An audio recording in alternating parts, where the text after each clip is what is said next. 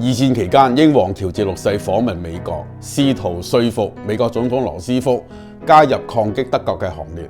羅斯福設宴招待英皇，席間有位歌手唱出一首詩歌，歌詞係咁樣嘅：我寧願有耶穌勝得金錢，我寧屬耶穌勝得財富無邊，我寧願有耶穌勝得話語，願主釘痕手引導我前途。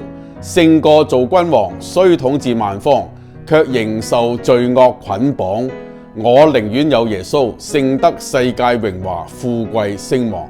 當唱到副歌勝過做君王嘅時候，英皇大聲話：我也寧願有耶穌。係嘅，君王都需要耶穌，唔知道你又係點樣呢？耶穌話：人若賺得全世界，賠上自己嘅生命，有乜嘢益處呢？人還能拿什麼換取生命呢？只有耶穌所賜嘅永生係至寶。